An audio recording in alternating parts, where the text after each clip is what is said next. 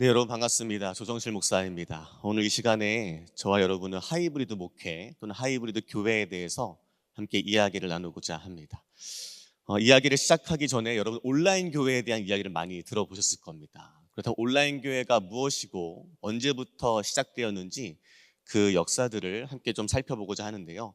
사실 온라인 교회는 인터넷의 발달과 함께 많이 시도되었고 또 여러 가지 형태로 우리 곁에 존재해 왔었습니다. 이미 2004년에는 이 처치 오브 풀스라고 해서 2004년에 처치 오브 풀스라고 해서 이 교회에서 3D 기반의 온라인 실험들이 진행이 됐었고요. 또 한 가지 세인트 오브 픽셀이라는 이 교회가 온라인 교회 형태로도 같이 존재해 오면서 이때부터는 교역자들이 등장하기 시작합니다. 그래서 온라인에서 성도들만 모여서 같이 예배를 드리는 것이 아니라 이 교회를 운영해 나갈 수 있는 스태프들, 교역자들이 실제로 온라인상에 세워지기 시작을 합니다.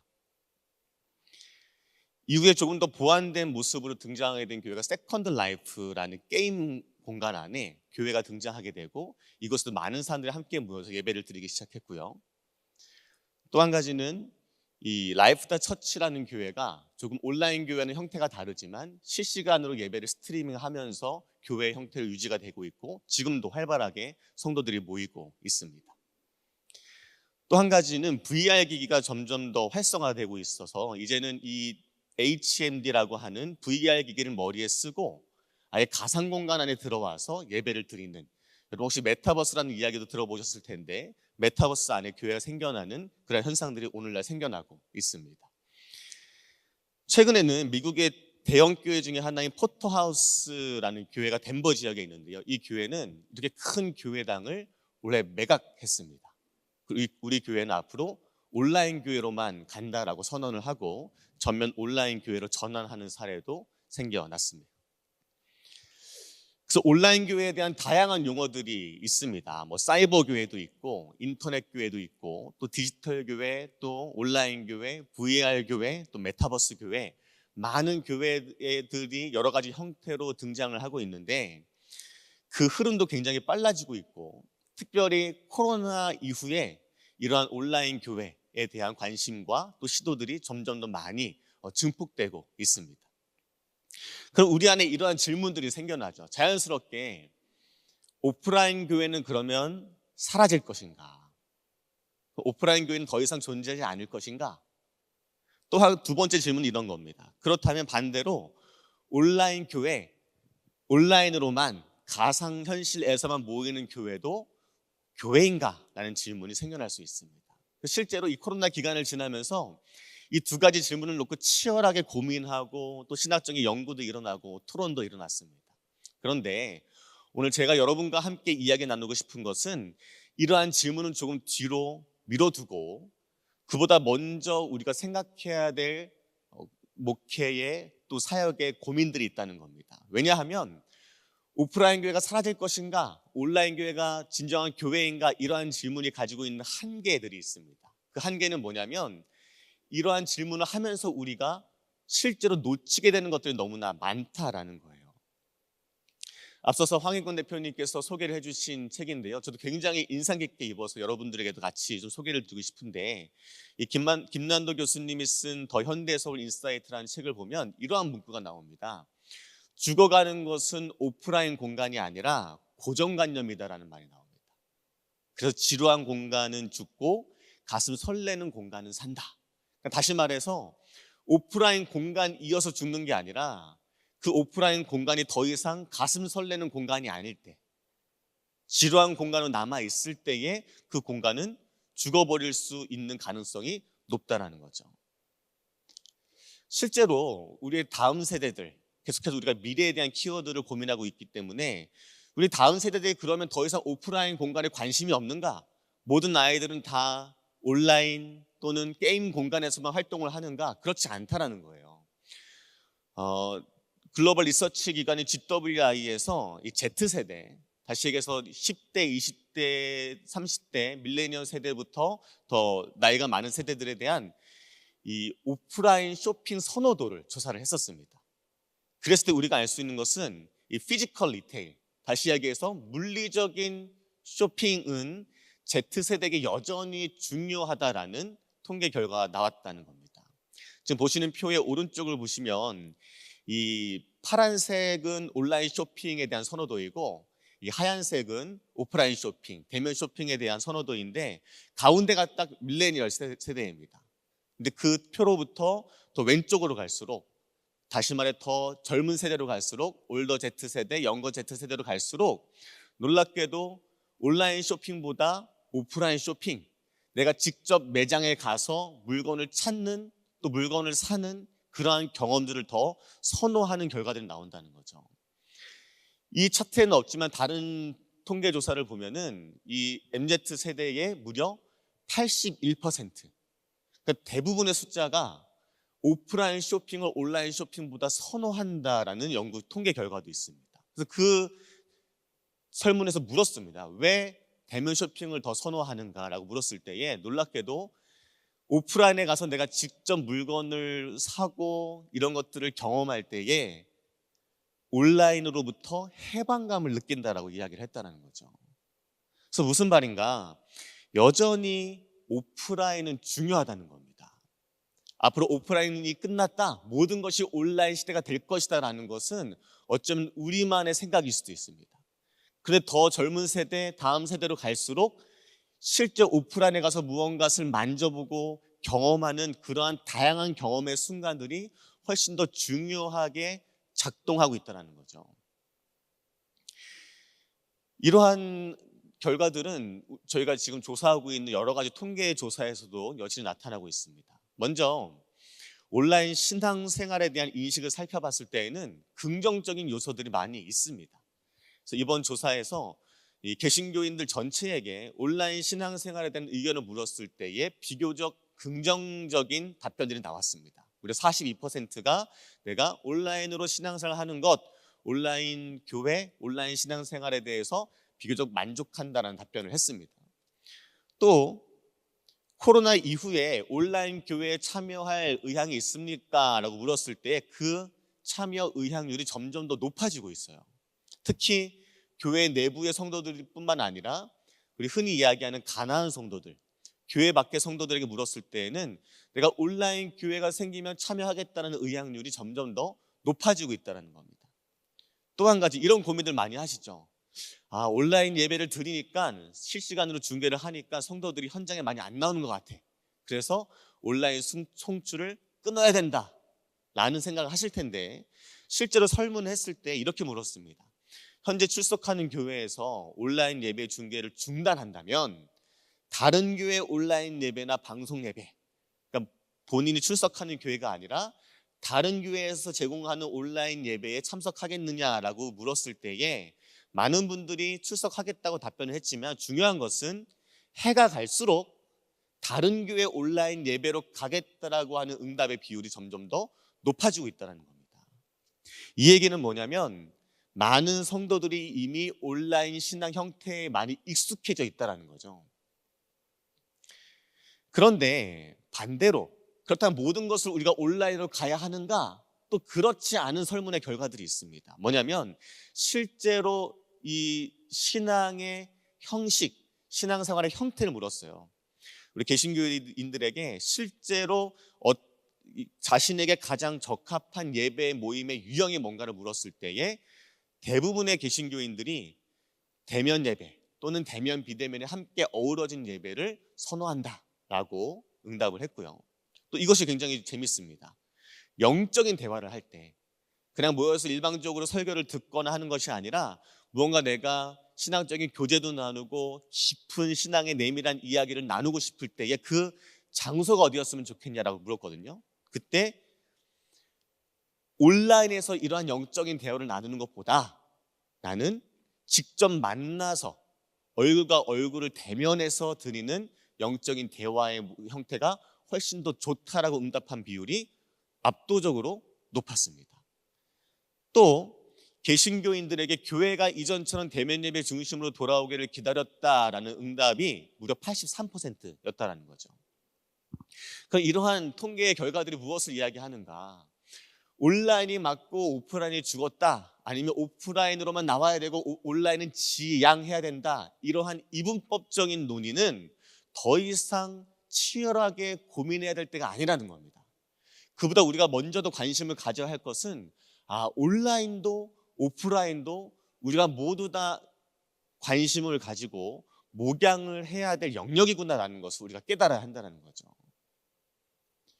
그래서 이 김난도 교수님이 쓰신 더 현대서울 인사이트 책에는 이러한 문구가 나옵니다. 잘 들어보십시오. 온라인은 필요에 기반을 둔 합리적인 가격과 편의성에 집중한 영역이다라는 겁니다. 그러니까 온라인은 니즈 기반이에요. 어떠한 사람들이 갖고 있는 필요성 아니면 니즈, 이런 것들을 채우기 위해서 사람들은 온라인에 가고, 여기에 대표적인 키워드는 합리적이어야 하고 또 편리해야 된다는 겁니다.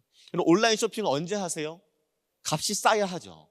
내가 뭔가 밖에 나가기 귀찮을 때에, 힘들 때에 편리해야 온라인 쇼핑을 한다는 겁니다. 이게 온라인의 속성이고, 그건 오프라인은 뭐냐? 오프라인은 원츠, 열망 기반의 영역이라는 겁니다. 그 사람들은 오프라인에 왔을 때 무엇을 얻기 원하냐? 내가 경험하기 원합니다. 그것도 어떠한 시각적인 1차원적인 경험이 아니라 맛보기도 하고 냄새를 맡기도 하고 촉각으로 느끼기도 하는 그런 다양한 경험을 하기 원하고, 또 그곳에 갔을 때 뭔가 재미를 느끼기 원한다라는 거죠. 그래서 여러분, 온라인 예배를 드리는 많은 분들의 응답을 들어보면, 저도 교회에서 목회를 하다 보면 권사님 왜 요즘에 교회 안 보이세요? 라고 얘기하면 그 권사님이 그러세요. 목사님, 온라인 교회가 제가 은혜를 많이 받고 있습니다라고 이야기하는데, 사실 어쩌면 그 온라인 예배를 드리는 마음속 깊은 곳에 이 진짜 마음은 편리하기 때문이 아닌가.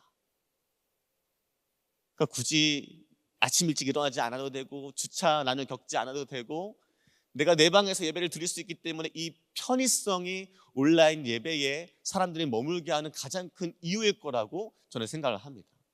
그렇다면 이들이 온라인에 그대로 머물면서 모든 신앙이 만족되는가? 그렇지 않다는 거죠. 그럼 이들을 어떻게 대면으로, 현장으로 끌고 올 수 있을 것인가? 현장 예배에 나왔을 때에 단순히 시각적인 경험을 넘어서는 다양한 경험들을 교회가 제공해 줄 수 있어야 한다는 겁니다. 그리고 어느 때보다 뜨겁게 예배하고 내가 온라인에서 느낄 수 없는 그러한 신앙적인 만족도를 우리가 예배 가운데 제공해 줘야 된다는 거죠. 그래서 우리가 알 수 있는 것은 더 이상 온라인과 오프라인을 어떠한 대립의 관계가 아니라 상호 보완의 관계로 보아야 한다. 그래서 온라인 대 오프라인이 아니라 온라인 그리고 오프라인으로 우리가 목회 영역을 확장해야 될 때가 왔습니다. 이러한 점에서 제가 여러분들께 제안드리고 싶은 교회 형태는 바로 하이브리드 교회라는 모델입니다. 이 하이브리드 교회의 모델은 이런 겁니다. 하이브리드 교회는 온라인과 오프라인 중 어느 한 장소를 기본으로 삼지 않는 겁니다. 그리고 하이브리드 교회는 온라인과 오프라인 중 어느 한 곳에 장소의 우선성을 두지 않습니다. 오프라인 예배가 진짜고 온라인 예배는 가짜야, 아니면 현장에 나오는 성도가 더 열심히 있고 온라인은 아니야, 이러한 구분이 아니라 두 곳 모두 동일하게 바라보는 거예요. 세 번째, 하이브리드 교회는 온라인과 오프라인 두 영역을 매우 진정성 있게 살피고 동일한 관심으로 그 성도들을 보살피는 노력을 하는 것이 하이브리드 교회라고 이야기할 수 있습니다. 이 하이브리드 교회는 제가 처음에 이야기한 언어가 아니라 미국의 유명한 리서치 기관이죠, 바나그룹에서 하이브리드 교회에 대한 리포트가 계속해서 연구되고 나오고 있습니다. 근데 이 그룹에서 실시한 설문조사에서 우리가 알고 있는 MZ세대의 약 40%, 그러니까 대부분이죠, 40%는 코로나 이후에 대면과 비대면이 혼합된 이런 하이브리드 형태의 예배를 선호한다라고 응답을 했어요. 그래서 대면과 비대면을 통합할 수 있는 기회는 코로나가 지나고 있는 지금이 가장 긍정적이고, 특히 이 MZ세대는 하이브리드 교회 모델에 접하는 이러한 표현들이 나의 영적 성장을 위해서 매우 유익하고 가치 있다라고 응답을 하고 있습니다. 또 영국의 피터 필립스라는 교수는 그의 책 하이브리드 처치에서 이렇게 하이브리드 교회를 정의해요. 가정적이며 안전한 소통형 교회. 그러니까 여러분, 교회 내부의 많은 성도 구성원들을 보시면 생각보다 많은 성도들이 여러 가지 이유로 교회에 나오지 못하는 경우들이 많이 있습니다. 그럼 교회들이 그들을 어떻게 보살필 것인가에 대해서 우리가 고민하고 진정성 있게 다가가야 한다는 거예요. 그래서 제가 심호하고 있는 교회에서는 올해 온라인 교구를 만들었습니다. 온라인 교구. 이 온라인 교구가 뭐냐? 온라인으로만 모이는 교구냐? 그렇진 않고요. 여러 가지 이유로 지금 현장 예배에 나오지 못하시는 분들, 몸이 아프시거나 아니면 다쳤거나 아니면 먼 곳으로 잠깐 출장이나 이사를 갔거나 아니면은 너무 소극적이고 우울감이 마음에 가득해서 사람 만나는 게 두려운 사람들도 있어요. 여러 가지 이유로 현장에 나오지 못하시는 분들이 클릭 한 번으로 잠시만 용기를 쉽게 내면은 그들이 공동체로 묶여서 함께 목회자의 보살핌을 받으며 신앙생활을 할 수 있도록 적극적으로 돕고 있습니다. 이러한 가정적이고 안전한 소통형 교회가 하이브리드 교회 모델로 등장해야 될 때라는 겁니다. 그렇다면 하이브리드 목회의 이 목회가 뭔가를 제가 한 4가지 키워드로 말씀을 드리려고 하는데요. 이 하이브리드 목회의 4가지 인사이트입니다. 첫 번째 뭐냐면요, 온감입니다. 온감. 그래서 하이브리드 교회는 온라인에서 휴먼 터치를 만날 수 있어야 됩니다. 휴먼 터치가 뭔가 궁금하실 텐데, 휴먼 터치는 아무리 기술이 발전해도 사람들은 여전히 인간의 손길을 필요로 한다는 겁니다. 인간의 따뜻한 손길. 그저 인공지능이나 AI가 나를 대하는 게 아니라, 여러분 요즘에 이 매장을 가시거나 하면은 키오스크라는 게 많이 있죠. 대할 때마다 여러분 어떠세요? 느낌이 막 따뜻하고 환대받는 느낌입니까? 아니죠. 뭔가 딱딱하고 차갑고 불편한 느낌이 들어요. 왜냐하면 사람이 기계를 대하기 때문입니다. 그런데 그럴 때 사람들이 더 느끼는 건 뭐냐면, 아무리 기술이 발전하고 편리하고 합리적이어도 사람들은 여전히 사람의 손길을 필요로 하고 그리워한다는 게 바로 휴먼 터치입니다. 그래서 교회는, 하이브리드 교회는 온라인 영역을 이런 휴먼 터치의 기술로 접근하고 또 이 온라인 영역을 따뜻하게 만들어야 나가야 될 필요가 있다는 거죠. 이를 위해서 가장 먼저 관심을 가져야 될 영역이 어디냐면 홈페이지입니다. 여러분 교회 홈페이지를 한번 떠올려 보십시오. 무엇이 가장 먼저 홈페이지에 떠 있는가가 그 교회의 목회 철학이나 지향점을 보여주는 것인데, 우리가 휴먼 터치를 통해서 먼저 따뜻하게 접근해야 될 대상은 누굴까요? 홈페이지를 들어오는 대부분의 사람들은 기존 교인들이 아닙니다. 기존 교인은 여러 가지 방법으로 교회의 소식들을 접할 수 있고 교회에 연결될 수 있어요. 교회의 가장 첫인상을 사람들이 확인하는 부류는 그 교회에 관심이 있는 새가족입니다. 그렇다면 새가족이 그 교회의 홈페이지를 접속했을 때에 따뜻한 환대의 느낌을 제공해 줄 수 있어야 돼요. 지금 보시는 화면은 미국의 세들백 교회라는 교회 홈페이지인데요. 가장 크게 떠 있는, 전면에 떠 있는 화면 중에 하나가 함께 예배 드릴 수 있는 버튼이 하나 있고, 또 새가족 등록 버튼. 이 버튼 한 번만 누르면 어떻게 되는가? 바로 새가족 등록할 수 있는 페이지로 넘어가서 나의 간단한 인적 사항을 적어 놓으면 그 다음에 기계가 자동응답처럼 응답하는 게 아니라 실제로 새가족 담당하는 그 스텝이 이 새가족 등록하신 분들에게 연락을 하고 컨택을 하기 시작합니다.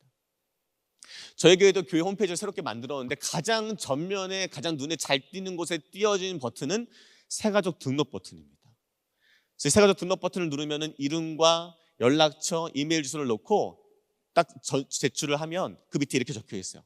3일 내에 담당자가 여러분에게 연락을 드릴 겁니다 라고 하면, 연락을 드릴 때에도 그냥 드리는 게 아니라 전화가 편한지 카톡이 편한지 문자가 편한지를 묻습니다. 왜냐하면 전화가 불편한 사람들도 있거든요. 그러면 새가족이 가장 원하는 형태의 방법으로 새가족 담당 스텝이나 교육자가 연락을 해요. 취해서 기계가 새가족을 맞이하는 게 아니라 따뜻한 사람이 그 새가족을 웰컴해 줍니다. 그래서 그를 새가족부를 통해서 교회에 정착할 수 있도록 안내를 하는 거죠. 또 온라인 예배를 드릴 때 혼자 예배 드린다는 느낌이 들지 않도록 지금은 보시는 화면은 라이프스타 처치의 온라인 예배 페이지입니다. 그래서 화면이 있고 그 오른쪽을 보시면은 여러 가지 이제 그 패널들이 있는데요. 이 패널이 계속 바뀌어요. 오른쪽에 화면들이 어떻게 바뀌냐면 5가지로 바뀌는데 채팅창이 있고요. 우리 유튜브 채팅창과 비슷하죠. 그리고 설교 노트, 그 주에 담임 목사님의 설교 노트가 있고 스케줄, 예배 스케줄이 있고 성경이 있고 그 맨 마지막에 보시면 소통이라는 영역이 있습니다. 그 내가 이 말씀을 들으면서 교회에 컨택하고 싶거나 질문하고 싶거나 아니면 예를 들어 세례를 받고 싶다 이런 것들이 있다면은 이 소통창을 통해서 언제든지 실시간으로 소통할 수 있게 됩니다. 그래서 함께 예배드리고 있다는 마음을 온라인을 통해서 제공해 주는 거죠. 또 세를백 교회 온라인 예배를 보시면은 온라인 예배만 똑같이 송출하는 게 아니라 그 예배의 앞뒤에 웰커머라고 하는 이 스텝이 나와서 교역자가 나와서 온라인으로 예배드리는 성도만을 위해서 환영을 해줍니다. 그래서 그들을 환영하고 또 특별히 전해야 될 교회 소식들이 있으면은 전하고 끝난 뒤에도 교회의 소식들을 또 이 온라인 예배자들에게 전달하고 또 그들을 교회로 계속해서 적응할 수 있도록 교회에 등록할 수 있도록 안내를 해줍니다. 실제로 여기 통계를 봤을 때에 온라인 예배 때에 몇 명이 함께 예배를 드렸습니까라고 물었을 때에 평균 2명이었고 올해는 그것이 1.8명으로 줄었습니다. 그러니까 대부분의 사람들이 혼자 드리거나 둘이 드리고 있다는 거예요. 그래서 교회는 온라인 예배를 드릴 때에도 어떻게 하면 함께 예배드리는 분위기를 또 그러한 마음을 전달할 것인가에 대해서 고민을 해야 된다는 거죠. 저희 교회도 이 설교 페이지를 보시면 온라인을 통해서 실시간 예배 중계가 되지만 그 밑에 보면 커넥션 카드라는 걸 만들었습니다. 이건 뭐냐? 설교를 듣고 나서 내가 뭔가 마음에 감동이 있을 때에 클릭을 한번 해서 교회랑 연결시킬 수 있도록 만든 거예요.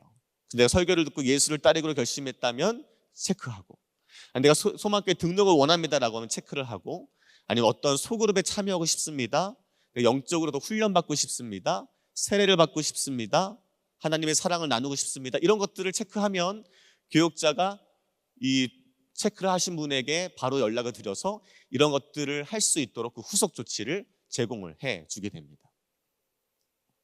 또 성도들이 가장 온라인에서 감동을 받는 포인트가 뭘까요, 여러분? 그건 뭐냐면 누군가가 나를 위해서 기도해 주는 겁니다. 얼굴도 한번 알지 못하고 만나지 못한 누군가가 교역자나 아니면 성도들이 내가 1:1 기도 버튼을 눌렀더니 1:1 기도창으로 연결이 돼서 내가 너무 힘들고 어려운 상황을 지나고 있습니다라고 이야기를 하면 그에 대해서 누군가 나를 위해서 걱정해주고 진심으로 기도해 줍니다. 그래서 1:1 기도 버튼을 만들어서 저희는 카카오 채널을 통해서 익명으로 기도 제목이 들어오면 거기에 대해서 기도를 해주는, 그걸 통해서 그들을 신앙으로 상담하기도 하고 교회에 정착시키는 일들을 하고 있습니다. 그래서 말씀드렸던 것처럼 이러한 온라인 영역을 계속해서 우리가 따뜻하게 휴먼 터치의 기술로 만들어 나갈 필요가 있다라는 것이죠. 두 번째는 뭐냐면요, 두 번째는 실제감이라는 키워드입니다. 실제감. 이거는 오프라인에서 어떻게 이제 실제감, 다시 이야기해서 현존을 느끼게 할 것인가에 대한 고민이거든요. 요즘에 MZ 세대 중에 굉장히 재밌는 게 뭐냐면요, 인생 네컷이라는 사진을 찍는, 예전에 저희 세대 때는 스티커 사진이라고 불렀는데 이 부스 매장에 가서 이 인생 네컷이라는 사진을 실제로 찍습니다, 아이들이. 근데 아이러니한 것은 아이들의 핸드폰에, 스마트폰에 다 아주 좋은 최신 기종의 카메라가 다 달려 있는데 핸드폰을 찍는 게 아니라 굳이 이 매장까지 찾아가서 같이 사진을 찍는다는 거죠. 왜 그럴까? 왜 그럴까에 대해서 여러 가지 논의들이 있지만 이 20대 한 친구는 이 인생 네컷을 통해서 내가 추억을 남길 수 있다. 그리고 어떠한 이 교수님은 이런 현상들에 대해서 이게 아이들에게 하나의 리추얼이 되었다라고 이야기합니다. 그러니까 단순히 사진을 찍어서 핸드폰에 저장하는 게 아니라 그것을 실제로 받아들고 그것을 기억하고 만지고 함께 그 행위들을 하면서 내가 더 살아있고 서로가 끈끈해지는 하나의 리추얼과 같은 역할을 이 인생 네컷이라는 사진을 찍는 행위에서 발견한다는 거죠. 실제로 온라인 예배에 대한 만족도와 집중도를 물어봤을 때 놀랍게도 여러분, 젊은 세대일수록 온라인 예배에 집중하기 어렵다라고 응답을 합니다. 그러니까 우리는 아이들은 더 온라인을 좋아할 거라고 생각을 하는데 아니요, 10대 아이들을 보면은 더 온라인 예배에 집중하기가 어렵다라고 이야기를 하고요. 또 온라인 신앙생활에 대한 의견을 물어봤을 때 긍정률, 내가 온라인 예배가 좋아요라고 긍정률을 한 응답 중에 가장 낮게 나타난 연령대가 또 19세에서 29세입니다. 또한 19세에서 29세는 비대면 예배, 그러니까 온라인으로 드려지는 예배에 대한 선호도가 가장 낮게 나타났고요. 반대로 대면 예배, 현장에서 드리는 예배에 대한 선호도는 60세 이상의 연령에 이어서 두 번째로 높게 나타났어요. 쉽게 이야기해서 뭐냐? 젊은 아이들은 대면 예배에 나와서 예배 드리는 것을 여전히 좋아하고 또 바라고 있다는 겁니다. 그러면 우리가 이 다음 세대를 위해서 무엇을 강조하고 또 무엇을 준비해야 하는가? 예전을 더 강화할 필요가 있습니다. 오프라인 예배에 나와서 우리가 더 다양한 감각들을 전해줘야 되는데 여러 가지 방법들이 있겠지만 단순히 자리에 앉아서 눈으로 보는 건요, 여러분, 집에서 온라인으로 예배 드려도 똑같아요. 왜냐하면 시각적인 경험만을 전해주기 때문입니다. 그런데 예를 들어서 성찬, 내가 실제로 예수님의 몸과 피를 받고 그것을 씹고 맛보고 느끼는 것, 이러한 공감각적인 경험들은 현장에서만 아직까지 줄 수 있는 아주 소중한 경험들입니다. 그렇기 때문에 교회가 교인들에게, 다음 세대에게 실제감을 주기 위한 가장 큰 키워드는 이러한 하나님의 현존, 다양한 경험을 이용한 이런 예전들을 더욱더 강화할 필요가 있다는 거죠. 그래서 저희가 맡고 있는 이 온라인 교구에서는 온라인으로만 예배드리는 게 아니라 한 달에 한 번 교회 오는 날이라는 이름으로 교회 온이라는 대면 예배를 드립니다. 그래서 이때는 대면을 메인으로 모이지만 온라인으로 송출을 해요. 이때 가장 많은 시간을 부여해서 진행되는 프로그램은 뭐냐면요, 성도들이 함께 만나서 안고 손 붙잡고 기도하는 경험들입니다. 또 작은 촛불을 나눠줘서 이 공간에서 함께 촛불을 켜며 하나의 공동체가 되어서 예배드리는 그러한 경험들을 제공해 준다는 거죠. 그래서 온라인에서 줄 수 없는 이러한 실제감의 경험들을 오프라인에서 제공할 수 있어야 된다는 것이 또 우리가 기억해야 될 실제감의 요소입니다. 세 번째 키워드는 뭐냐면요, 소속감입니다. 소속감. 계속해서 황영인권 대표님이나 아니면 지용근 대표님도 강조를 해주셨는데, 코로나 이후에 교회가 이 어려움을 타개할 수 있는 가장 실질적이고 또 효과적인 키워드는 저 역시도 소그룹이라고 생각을 합니다. 요즘 SNS를 보면은 러닝 크루라는 태그가 아주 인기예요. 이게 뭐냐면 인스타그램이나 이런 데 샵에서 러닝 크루라고 태그를 해놓고 같이 한강을 달릴 크루들, 그러니까 동료들을 찾는다라는 겁니다. 그래서 매주 목요일 저녁 7시에 러닝 크루 모집합니다라고 하면은 만나지 않아요. 모집과 모든 일정 조율은 온라인으로만 진행이 됩니다. 그래서 어떻게 되는가? 몇 날 며칠 몇 시에 한강 어디로 모이세요? 아니면 그 장소 어디로 모이세요 하면은 사람들이 막 흩어져 있다가 갑자기 그 시간이 되면 우르르 몇십 명이 모입니다. 그럼 모여서 그 팀 리더가 이제 여기부터 어디까지 달립니다 하면 쭉 달리죠. 그다음 뭐 30분 1시간 동안 조깅하고 나서 어떻게 해요? 끝나고 다 같이 뭔가 뒤풀이 가거나 먹으러 가는 게 아니라 수고하셨습니다 박수치고 다 헤어집니다. 이게 뭐냐면 MZ 세대들이 소그룹에 소속되고 싶고 무언가 함께 하고 싶어하는 욕구는 있지만 그렇다고 내가 너무 친밀해지거나 내 모든 것을 드러내기에는 아직까지 두려워하는 특징이 있다는 거예요. 그래서 이 최명하라는 이 책을 쓴, 지금 팔리는 것들의 비밀을 쓴 이 저자는 MZ세대의 7가지 욕구 중에 하나로 부족 사회를 꼽거든요. 그래서 우리 세대 때보다 이 끼리끼리의 문화가 훨씬 더 강화될 것이다. 그래서 당연히 소모임 문화, 살롱 문화가 강화될 수밖에 없고, 동시에 그들은 느슨한 연대라는 말이 중요합니다. 뭔가 끈끈하게 우리가 남이가 이렇게 묶이는 건 원치 않고 동일한 관심사와 목적을 가진 사람들이 느슨하게 연결되어 있는 그런 소모임을 선호하고 있다는 거죠. 실제로 이런 소모임에 대한 견해들을 온라인 예배자들에게 물었을 때에 놀랍게도 온라인으로도 나는 소속감을 느낀다라고 응답한 비율들이 우리의 생각보다 굉장히 높게 나타났습니다. 그리고 온라인으로 예배를 드리고 또 기도를 할 때에도 성도들과 하나 되는 것을 경험한 사람도 있고 성령의 임재나 하나님의 인도하심을 느꼈던 성도들이 있다라는 거예요. 그러면 이 상황에서 교회가 실질적으로 무엇을 할 수 있을까? 소그룹을 교회가 만들어줘야 하는데 우리가 흔히 이야기하는 구역이나 속회라고 이야기하죠. 지역 기반으로 교회가 일방적으로 탑다운식으로 이 구역에 사니까 이 지역에 사니까 여러분끼리 모이세요 라는 식의 탑다운식의 소그룹 형성은 이제 우리가 지양해야 될 때가 됐습니다. 새로운 방식이 변화돼야 되는데 어떻게 변화해야 되는가? 동질 집단끼리의 소그룹으로 묶어줘야 돼요. 같은 관심사와 같은 상황을 지나고 있는, 아까 지용근 대표님도 영상에서 말씀하셨잖아요. 같은 중학생 자녀를 둔 부모끼리 함께 속으로 묶어질 수 있어야 합니다. 그럼 이것을 어떻게 묶어줍니까? 교육장에 다 일일이 전화해서 매칭시키는 게 아니라 자발적으로 온라인 내에서 모일 수 있도록 이러한 온라인 매칭 페이지를 만들어야 합니다. 지금 보시는 화면은 라이프타 처치의 온라인 매칭 페이지 보시면은 아주 세부적으로 목요일 날 저녁에 모일 수 있는 사람, 아니면 중학생 자녀를 둔 사람, 직장인들 세부적으로 내가 몇 가지 필터를 적용하면은 내가 가입할 수 있는, 참여할 수 있는 소그룹들이 소팅이 됩니다. 그래서 내가 똑같아요. 똑같이 문을 두드려서 클릭으로 내 이름이랑 인적사항을 보내놓으면 그 소그룹 구역장이 이 세 가족에게 안내를 해주는 시스템입니다.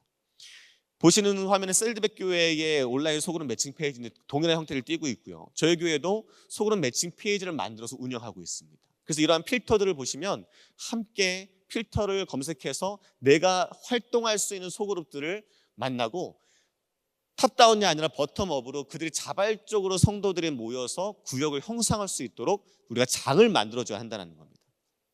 그래서 교회는 성도들의, 교인들의 실질적인 필요, felt needs를 우리가 충족시켜줄 필요가 있습니다. 왜 그런가? 제가 실제로 이 구역 활동을, 온라인 구역 활동을 해보니까 여러분, 똑같은 40대 여자 성도여도 결혼을 했는가 아니면 하지 않았는가, 결혼을 했어도 자녀가 일찍 결혼해서 고등학생인가 아니면 유치원생인가에 따라서 기도 제목이 다릅니다.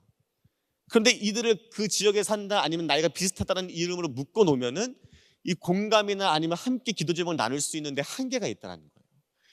그래서 저희는 온라인 교구를 운영할 때에 가능한 동질 집단으로 묶어주고 실제로 이들이 모여서 함께 구역 공과나 아니면 교제를 나눌 때에 지금 고3 엄마들이 고민해야 될 커리큘럼들을 제공해 줍니다. 입시가 얼마 안 남았으니까 몇 주 동안 이러한 주제를 가지고 구역 모임을 하십시오라고 교육자는 컨설팅 해주는 역할들을 합니다. 그래야 계속해서 그들이 모이면서 실질적인 영혼의 성장들이 있다는 거죠. 이번에는 저희가 한번 시도를 해본 게 온라인 성경 통독이에요. 오프라인으로는 성경 통독을 많이 하는데 우리는 다 직장인들이 있고 또 지역에 먼 분들이 계시니까 온라인으로 성경 통독을 시도해 봤습니다. 근데 방식은 녹음 통독이에요. 그래서 어떻게 하는가? 뭐 돈이 많이 들거나 거창한 장비가 필요한 게 아니라 각자 조별로 그룹들을 20개의 조로 만들어주고 그 조 내에서 녹음을 하는 겁니다. 녹음을 뭘로 하는가? 카카오톡에 녹음 기능이 있거든요. 그래서 사복음서를 한 달 동안 실제로 입으로 읽으면서 그 소리를 들으면서 함께 통독을 하고 그것들을 조별로 같이 모으고 함께 격려해가면서 이 온통 기쁨, 온라인 통독 기쁨이라는 소그룹 사역을 진행해 본 적이 있습니다. 이렇게 하면서 교인들에게 계속해서 소속감을 제공해 줄 필요가 있다는 거죠. 마지막 네 번째 키워드는요, 장소감이라는 키워드입니다. 장소감은 뭐냐? 우리가 온라인에 또는 오프라인에 이러한 성도들이 여기가 내 장소구나, 여기가 나를 위한 부르심의 장소구나라는 것을 느낄 수 있는 기회들을 계속해서 제공해 줘야 한다는 거예요. 조금 어려운 말일 수도 있습니다. 한번 잘 들어보십시오. 이프 투안이라는 지리학자가 이런 말을 해요. 공간과 장소는 다르다는 거예요. 공간과 장소는 다르다. 그러니까 공간 스페이스와 장소 플레이스는 다른 개념이다. 뭐냐면 공간은 3차원적인 물리적인 공간을 이야기하는데 이 공간에 사람의 경험, 내가 여기서 무언가들을 경험하고 애착이 생기고 계속해서 여기서 시간이 지나면서 나의 기억과 추억들이 깃들었을 때 이 공간은 공간이 아니라 그때부터 플레이스, 장소가 된다는 거죠. 근데 사람은 놀랍게도 어디를 찾아가는가? 공간을 찾아가는 것이 아니라 장소를 찾아간다는 겁니다. 그래서 교회도 성도들을 계속해서 함께 공동체 내에 또 교회의 구성원으로 콜링하기 위해서는 오프라인 영역에서 온라인 영역에서 이러한 성도들이 장소감을 느낄 수 있는 기회들을 계속해서 제공해 줘야 한다는 겁니다. 그럴 때 가장 효과적인 방법 중에 하나가 뭘까요, 여러분? 교회의 사역 중에 봉사의 영역으로 계속해서 콜링하는 거예요. 그래서 디지털 환경에서 교회가 무엇을 해야 됩니까? 라고 이야기했을 때 여러 가지 콘텐츠와 또 제자 훈련 이런 것들을 원하지만 또 내가 교회에서 봉사할 수 있는 기회들이 많이 늘어났으면 좋겠다라는 니즈들이 성도들 가운데 있었습니다. 그래서 홈페이지에 이러한 페이지를 만들 수가 있는 거죠. 교회에서 지금 진행되고 있는 봉사의 영역들, 쉽게 이야기하면 옛날에 봤던 그러한 이 구인 신문 같은 거죠. 우리 교육부서는 주일날 몇 시부터 몇 시까지 지금 초등부 반주자가 필요해요 라는 란이 올라오면은 모든 부서에서 이렇게 구인 광고란이 올라오는 겁니다. 봉사를 찾는 광고란이 올라오면 이건 역시도 내가 할 수 있는 봉사를 쉽게 클릭 한 번만 해서 그 봉사 부서에 컨택할 수 있도록 만들어줄 수 있어야 되는 겁니다. 그런데 많은 교회들이 이런 것들을 갖춰놓지 않고 어떻게 하길 원하느냐? 알아서 찾아오기를, 내가 봉사하고 싶다라고 찾아오기를 바라는데 지금 다음 세대에게 그것은 너무나 힘든 일이 되었다는 거죠. 그래서 저희 교회도 교회 봉사 신청 페이지를 만들어서 이렇게 봉사에 쉽게 참여할 수 있도록 클릭 한번 누르면은 바로 봉사부서 연결될 수 있도록 이런 페이지들을 만들고 또 운영을 하고 있습니다. 그래서 온라인과 오프라인에 만약에 어떤 성도님이 현장에 나와서 매일 드리는 예배의 자리가 그 의자가 있다면 그 의자는 더 이상 공간이 아니라 그분에게 장소인 거예요. 그럼 그분이 잊지 않고 그 예배의 장소를 찾을 것입니다. 반대로 저희 온라인 교구는 매주 금요일 밤 9시에 유튜브 온라인으로 함께 기도회를 합니다. 아둘란 기도회라는 기도회를 하는데 이 아둘란 온라인으로 기도회를 하지만 많은 성도들이 이 가운데 은혜를 받고 서로 채팅을 통해서 기도 제목을 나누고 또 급박한 기도 제목이 올라오면 제가 카메라를 앞에 두고 두 손을 들고 기도를 해드립니다. 그러한 것들이 뭐냐? 온라인에서 온라인의 장소감을 느끼게 되는 겁니다. 그러면 그분들에게는 그 금요일 밤 9시라는 시간이 장소성이 되고 내가 비록 나의 집에서 예배를 드리고 기도에 참석하지만 그 시간이 되면 다시 화면 앞에 나와서 그 예배에 참석하게 된다는 거죠.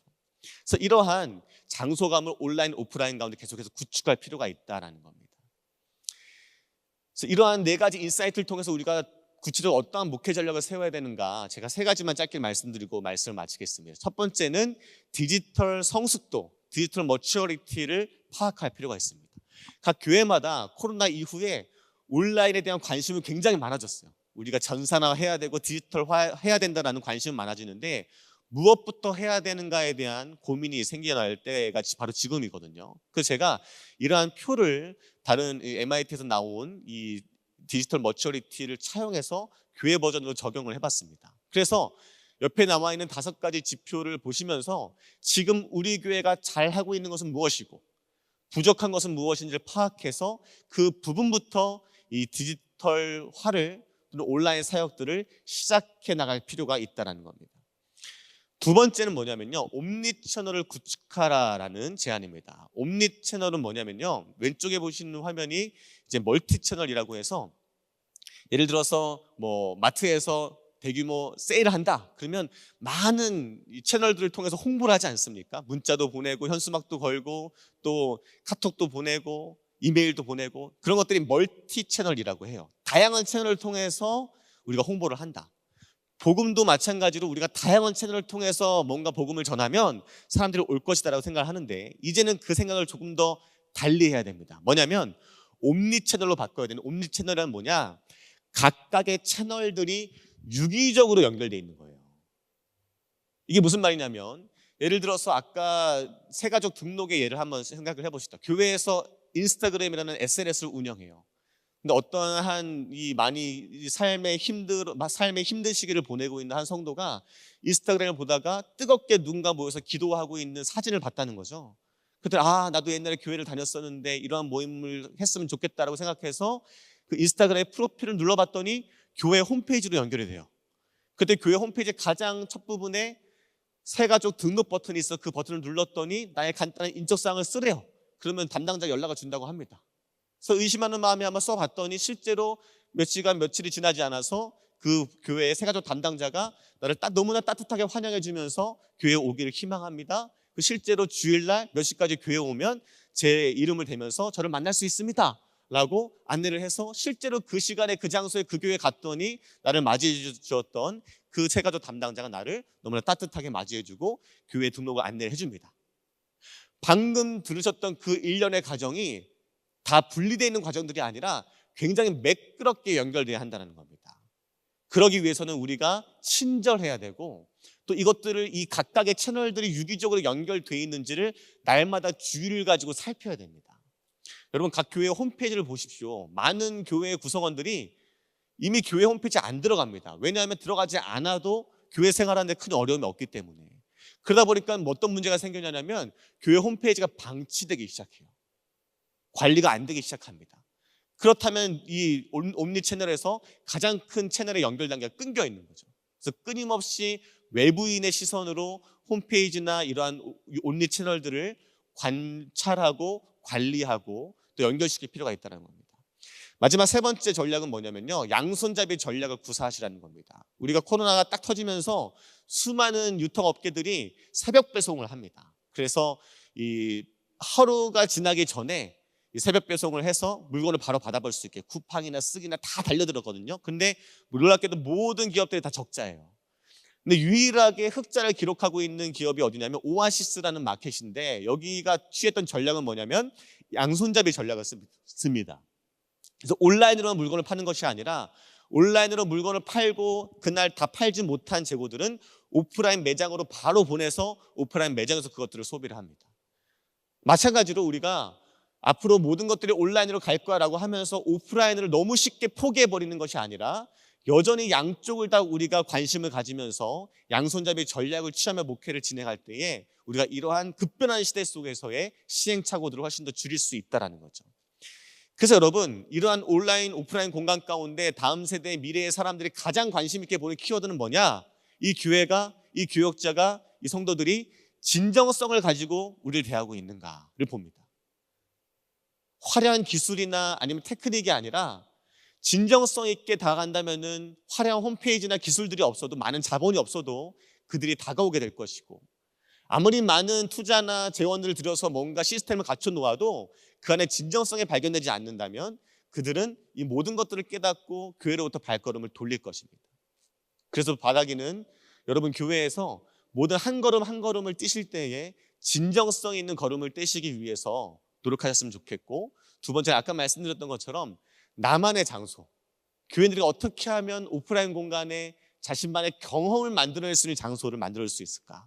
또 온라인 공간에도 내가 뜨겁게 하나님을 만났던 성도들과 함께 뜨겁게 교제를 나눴던 그러한 경험들을 제공해 줄 수 있을까를 고민하면서 이 교회인들에게 나만의 장소를 만들기 위해서 고민하는 하이브리드 목회를 준비하는 여러분이 되었으면 좋겠습니다. 감사합니다.